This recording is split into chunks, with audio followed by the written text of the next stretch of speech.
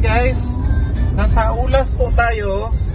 And ang pila papuntang Royal Valley sa bahay ni former Philippine President Rodrigo Digong, Tatay Digong Duterte. Sa abot po dito, ilang kilometer po papunta sa bahay niya. Yung haba ng pila, tingnan niyo guys, oh, grabe ang pila. Tapos hindi lang yan siya single line, dubli-dubli ang linya guys. Ayan, kailangan po siyang, buti na lang ang panahon is nakisama. Hindi po mainit ngayon, 11:30 na po ng tanghali.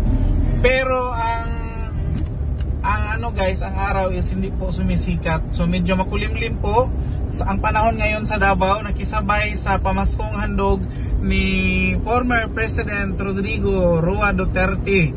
Taon-taon po ito ginaganap guys sa Davao City, kahit noon ano siya, yung president siya or bago siya mag-president. Ganito na po ang kalakaran sa Davao pag Pasko, may pila po talaga papunta sa bahay ng President Duterte. Ganon po katindi, ganon po kamahal ng mga taga Davao City si former President Duterte. Ayan po, so dyan po sa bandang yan, dyan po sila liliko. Dyan po is yung Royal Valley, tahanan po ni former President. Dyan po siya. So from Ulas po hanggang dito sa may Royal Valley, ang haba ng pila. Yung kanto ng Ulas na ginagawa ngayon or kinoconstruct, yung ano project na flyover. Ayan po, so hanggang dyan po yung pila.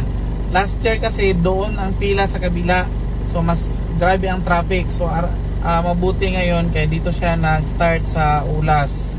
So Ulas siya nag-start, so medyo ano, saka wala masyadong ano guys, nahihimatay sa init dahil makulimlim po ang panahon ngayon. Sabi ko nga, nakisabay sa ano, sa pila yung ano, yung panahon na walang ano, masyadong hindi mainit, hindi lumalabas haring araw.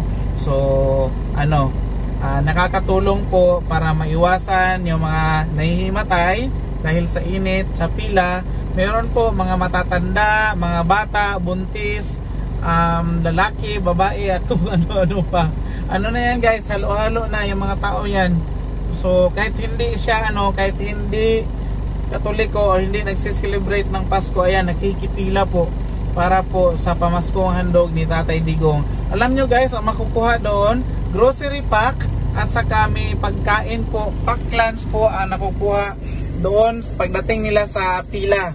Ayan, marami po doon. Wala namang ano, wala namang dapat ikabahala, lalo na pag may emergency, kasi kompleto po. Andito ang 911, andito lahat yung mga rescue groups para sumuporta at saka back up kung sakasakali may mga emergencies at saka kailangang dalhin sa hospital.